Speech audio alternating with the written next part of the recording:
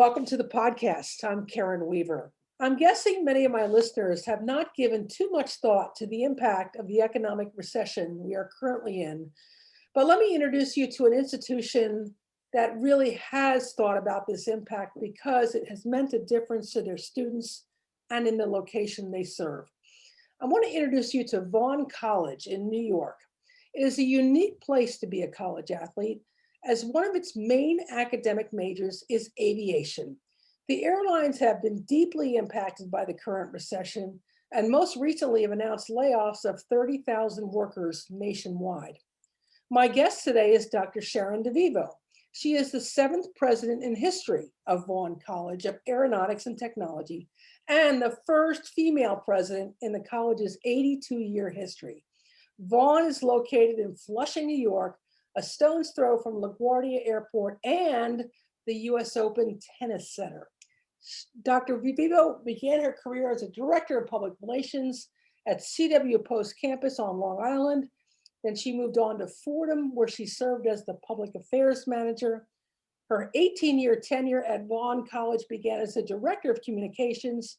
She was quickly moved up the ladder to advancement. Then she took on the role of Dean of College Relations, Vice President of Institutional Advancement, Vice President of Academic and Student Affairs, and finally Senior Vice President and then President of the institution. Wow, what a path. Sharon, welcome to the podcast. Thank you very much, Karen. It's a pleasure, absolute pleasure to be here. You have got to be the first college president that I've interviewed that has come out of public relations. That is a pretty remarkable career path. Can you just give us a little snippet of how that worked? Yeah, so here's the thing, if you know how to write Right. and you know how to communicate, all my public affairs friends out there are going, exactly.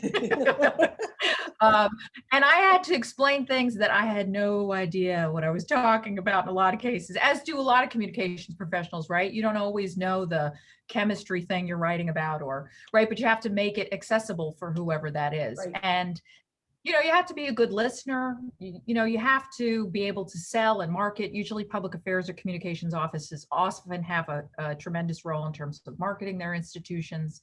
So, seeing it from a student or a parent's point of view, right? So all of those things help you in terms of building teams and leadership skills and communicating well. And so I think communications professionals make terrific presidents, but I am very biased.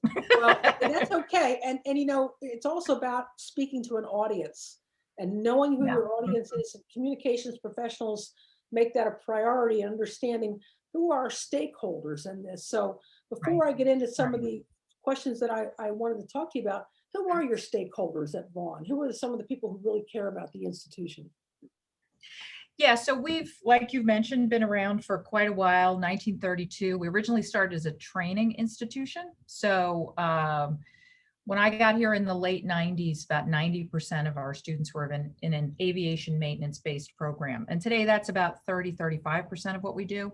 So in that time period, we've added flight, we've added airport management, we've added engineering, mechanical, electrical, robotics engineering, things that are still related to our base of aviation, but allow a student to go into other career paths as well.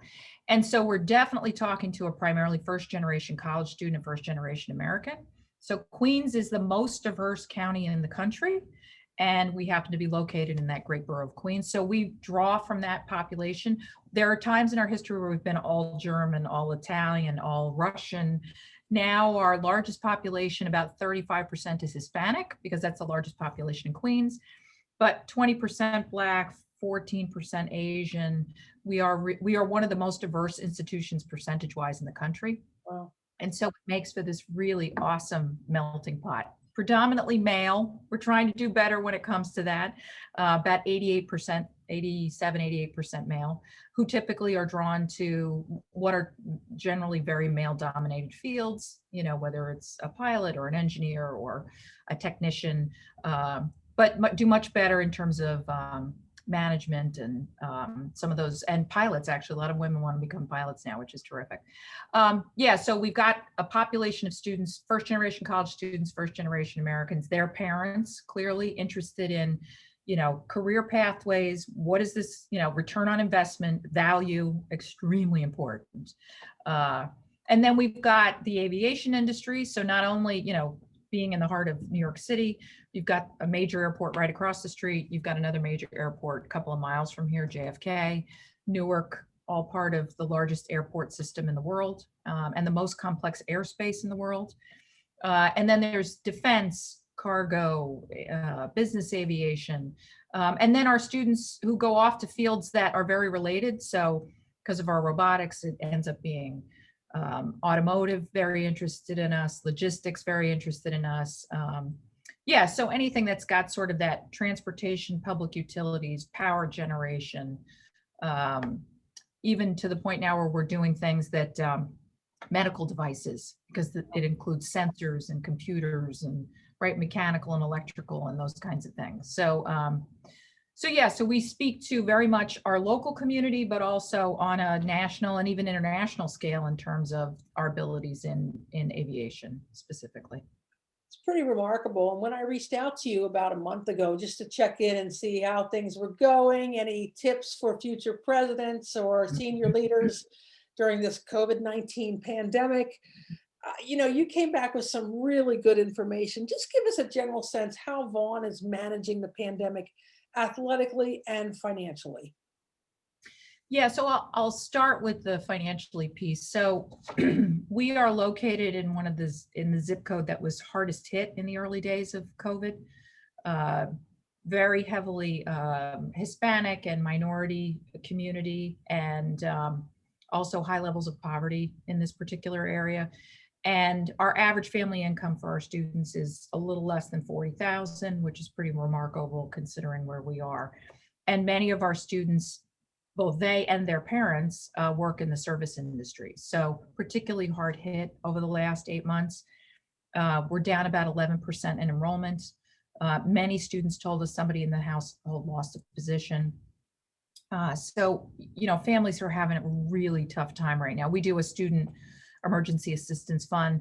We normally see somewhere between 15 and 25 requests. We're up over 110 requests just in the last 8 months.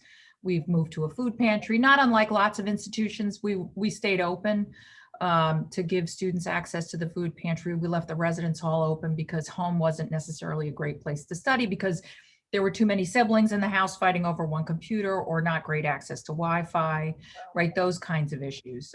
We were putting out information early about how to get access to unemployment benefits and how to get to food options that were available in the city and qualify for SNAP benefits and all those kinds of things. Just really thinking holistically about what would help students.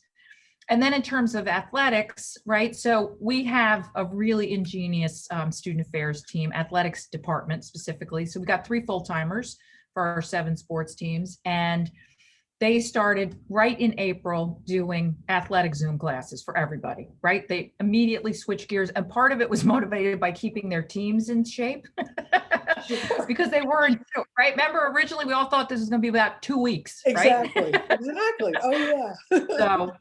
So they were very much about, it's practically a conditioning class, right? Right. And we all had these big plans, right? I was going to get in shape. I made 1 class. They nearly killed me. I swore if they told anybody, I would cut the budget. No, I'm kidding. I was so out of breath. It was hysterical. And then they wanted me to say something at the end of class. And I was like, that was great. It was very funny. But I have to say they did some amazing, things right from the very beginning. And I was really proud of them in terms of wanting to stay connected to their athletics teams. And then I guess about late July, early August, when the Governor Cuomo's been, pretty exacting about what he wants and what he doesn't want in the state, which has been very helpful. I have to say, it's much easier to know what we can do than to try to figure it out on our own. So he was very clear about, what he was going to allow and what he wasn't going to allow. And so the Hudson Valley Intercollegiate Athletic Conference, which we are members of, made the decision that we were not going to have sports for the fall, which I think everybody felt most comfortable with. I mean, even in late July and early August, we were still all unsure about, how do you get it? Can they sweat near each other? How does the transmission work? And so it felt much safer um, to not have an athletics competition, any athletics competition this fall. Now, I will say they have very much kept up with the Zoom classes, and we've done some outside things using our parking lot. So we'll do Zumba classes, we've done yoga classes, and all of this is to sort of keep track of our athletes and keep them connected. Yeah, keeping them connected. You mentioned that so many of your families come from a situation where one wage earner or more has lost their job. And when you go back and look at the airline industry right now, as I mentioned earlier, 30,000 Yeah. airline employees have laid off nationally this month alone. What kind of tension does that create on campus for you, the faculty, the staff, and the coaches? I mean, you are really on the front line. Yeah, I mean, we are working really hard to make sure that people know that this is a dip. We've had these before. We will be back, right? So, normally you would probably hear a low rumble because that's how close I sit to the end of runway 04. And they're down 75% on traffic. Um, and they've got this beautiful new terminal that just opened to like nobody, which is so sad because we spent years dealing with the traffic and it's gorgeous, absolutely gorgeous. It's a huge upgrade for those of you that fly in and out of LaGuardia Airport. And they're finishing the second phase of that as well. A lot of our students work across the street or work at JFK or work in something related while they're students. And so a lot of this is about making sure that students understand that this is a temporary issue and we will be back. There was a report put out about 10 days ago, and it's a Boeing forecast, and it's for the next 20 years. And they do this on an annual basis and make adjustments. And that report really said, look, the next 3 years are probably going to be tough before we're back to where we were. And we don't need to be back to where we were in January and February, which, by the way, was going to be the best quarter on record before the coronavirus hit. We don't have to be all the way back to there to be doing well, right? Things just have to be moving. I think the next 18 to 24 months are going to see the most difficulty. Just some of the intelligence I get, the Southwest of the world are probably going to come back a little faster because they're only the travel population, whereas some of the legacy carriers like the Americans and Deltas and United are going to have a little tougher time getting all the way back because of business travel being a big part of what their market share is. Gotcha. And that's going to take a little longer to come back. But, I think those of us that like having meetings in person, we're all itching to get back to that. And I think there is a real pent up demand just to go someplace, right? So I think we're going to see, and business aviation is doing really well. They're 85% of the way back. Cargo, as I said to you earlier, thank you to everybody that buys something on Amazon or gets something delivered. That's a huge help. And defense, the federal government is putting quite a bit of money into defense, and that's keeping companies like Pratt and Whitney and GE, which have large defense divisions, they're able to offset now the downturn on the commercial side. So there are some bright spots. We were never going to, meet the demand for the next 20 years in terms of maintenance technicians and pilots and engineers. And there's going to be a little lull, and then they're going to be back because a lot of the people that are working in those industries right now are taking furloughs and retirement. Yeah. And so they're going to be gone forever. And so when the demand picks back up, there's going to be this ongoing tremendous need. So it will be back. Yeah, absolutely. I think you're right about the long-term prospects. I mean, I think they are good, but the short-term implication, do you have many faculty or staff members who've been impacted by someone in their family being laid off or furloughed, and they've had to make adjustments in their work life on campus because of it? Yeah, so it's been somewhat of an impact for adjuncts, particularly those on the flight side. So we're very fortunate in that we've got some terrific adjuncts who are actively working in the field. So whether they're working for Sikorsky or flying for JetBlue or right. And so some of this makes it a little easier to pick up faculty members, right? When we're competing with aviation for faculty members, sometimes for those very technical fields, they'll say, no, I'll make more money working for an airline than I will adjuncting for you. So right now that's not as hard. So that's a little bit of a help. So we've got a little more flexibility in terms of our flight and piloting groups. And then a lot of our folks, so I know for some of the major manufacturers, right, they're not working 1 day a week, but they're still working, right? Yeah. We offer lifelong placement. So we've got a situation where we've had some alums come back and say, hey, I'm going to get laid off. And we're trying to get them to think about those areas that are really growing and are in desperate need, right? So cargo, Atlas, FedEx, all those places are really looking for people. So trying to steer them in the right direction. Right. And our athletics coaches tend not to be from the aviation side of our house, right? Okay. They tend to be people who are either working at other athletics jobs and we're the part-time job for them, or they're K through 12 teachers or those kinds, or they just have a real passion for that particular sport and want to do something in terms of giving back to students. Right. So the athletics coach is not quite as much as, say, the in-classroom piece. Okay. You wrote something in your welcome letter on the website, which jumped out at me. And I thought, this is a really interesting statement. Vaughn is ranked #1 in the nation in upward mobility in a study published in the New York Times. And you were the best at helping students move from the lower income brackets to the top. Help our listeners understand why that is such an important metric. Yeah, so this is the Chetty work. If folks are familiar with Raj Chetty, the work that he did a couple of years ago as part of the Equality of Opportunity Project. And he actually looked at students 15 years after they had left an institution. So not right as soon as you graduate. There's something special about when you're 35 and 36 and what that means for the rest of your life. And he pulled IRS tax records and matched them with the student transcript. And out of a little over 2,100 institutions, we were the best at moving students from the bottom 40% in income to the top 40% in income. Wow. Which was kind of amazing. Well, the whole thing was amazing because nobody knew the study was going on. And then it shows up on the New York Times site. And one of my friends from CUNY, from Lehman, calls me because they were, I think, #4 and says, hey, you made this list, on upward mobility. And I'm thinking, what are you talking about, right? So I go look at this study and I'm like, holy smoke, right? And it's that ability to take a student and their family who are very much interested in a value. What am I going to get for this degree, right? That tends to be the questions at open house. What's the job prospects look like? Where can they get a degree? Where are they going to get their first job? What kind of opportunities are you going to give them while they're still in school?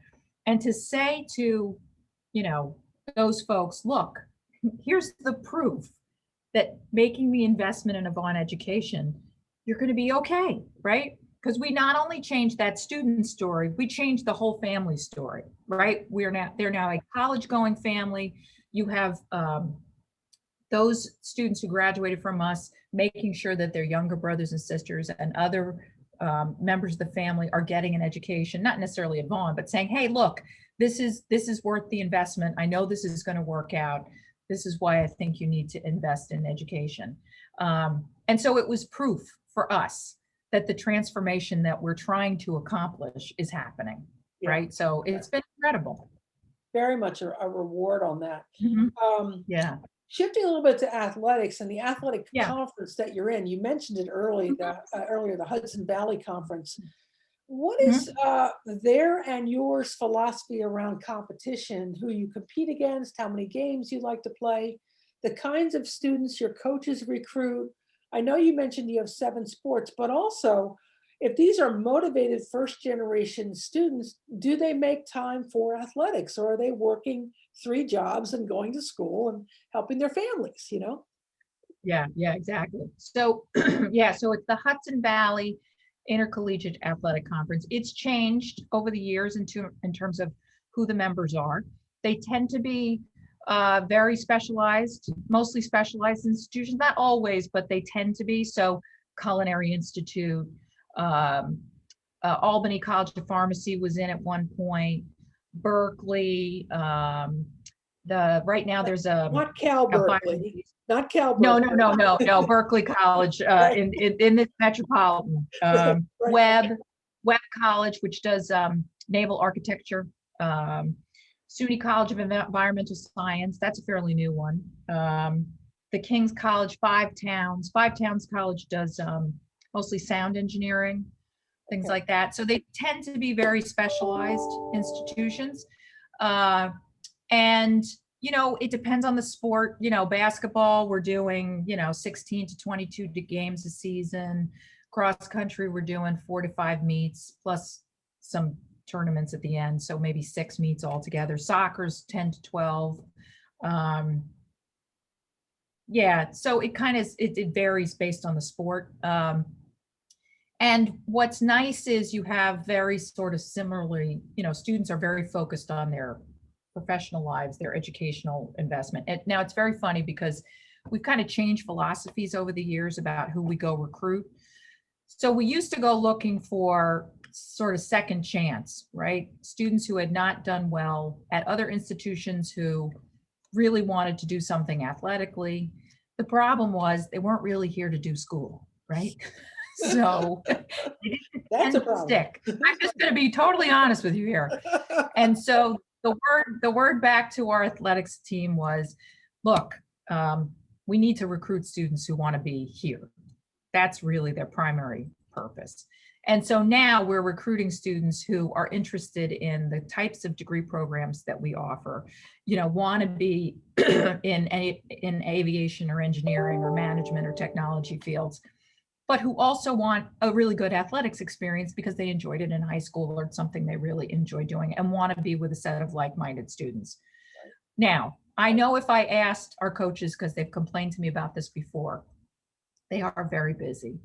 And so our coaches have to walk a very fine line between figuring out where were you legitimately busy and working and doing school, and where were you just not wanting to come to practice, right? So this is part of the challenge. Now, I should have asked them this in time for this conversation, are they finding it easier to do training because they can get them on Zoom, because you can get them when they're home, and right? I wonder if they're having an easier time connecting in Zoom now that they can get them sort of when they're free. Yeah. Because that's been true for class, right? Attendance is way up. That's not just true at Vaughn. I know that's true at a lot of places, right? Where attendance is up for class because they don't have to get to us. It's right here. So for sure, it's a challenge in terms of the practice piece.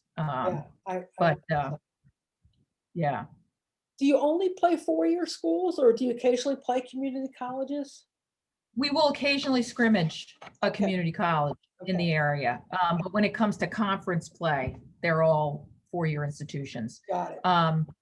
And I know we didn't talk about USCAA, the United States Collegiate Athletic Association. So that's also tends to be small colleges who are very interested in national recognition in a way, and also student recognition, athlete recognition, right? So, your sort of MVP, who did well in terms of grade point average and playing athletics, those kinds of things. So it gives us another avenue to recognize students and give them that notoriety that they might not get at a small institution like ours. I'm glad you brought up the USCAA, because I don't think a lot of people know about that association. It is a postseason only organization, no rules. They just run tournaments basically, mostly for schools that have 1,500 students or less. But there are some schools that are larger. Like, how many students are at Vaughn?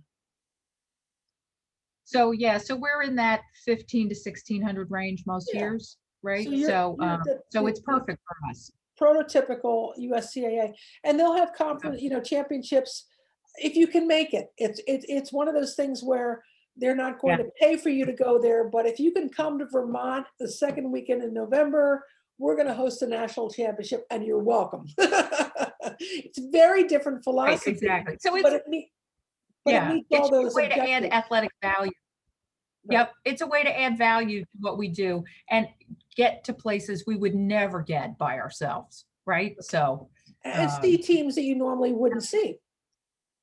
Yeah. Correct. Right. Yeah. Right. And I love the fact that we can get some students recognized for their academic and their athletic ability, right? Well, that's one of the things that I really like about the things that they do. Yeah, So, absolutely. Um, Tell us a little bit more about presidential oversight, if there is much in the association, in the conference, the Hudson Valley Conference. Is there much yeah. involvement from So the when I president? no, there's not. And so I had more involvement when I was the VP for student affairs because Interesting. then I would actually go to some of the meetings, Okay, right? And there was a little more, I think once a year I would go to coaches meetings, but they tend not to really look at, because they're not strict I mean, there's rules that we go by Division III rules, okay, basically, like we were in an NCAA, and that's why the conference keeps changing, is because there are a bunch of schools who have made the jump, right? So College of Mount St. Vincent went Division III. St. Joseph's went Division III. So they'll use this as the place to sort of get their sea legs and then move into a Division III sport. So that's why it's changed so much over the years. And I would assume it will. We're actually one of the current group. It's like us, Berkeley, and Culinary Institute have stayed pretty constant. okay. I would assume Culinary Institute's kind of in the same boat as us, right? In that this is a nice to have piece of who they are as an institution, but it's not something where they're really going to spend lots of time and energy, right? They're going to build a new restaurant before they're going to build an athletics facility, right? So, Right.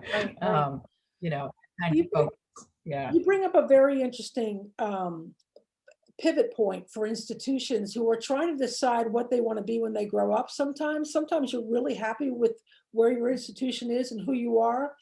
And other times institutions feel right. like they can't be competitive unless they have that NCAA brand attached to their athletics program. Yeah. Have you ever felt that tug? Or do you feel like we know who we are, this is who we are? So it's very funny because our last president, who I worked for many, many years, who I thought the world of, really wanted us to make that move. And I didn't agree with him.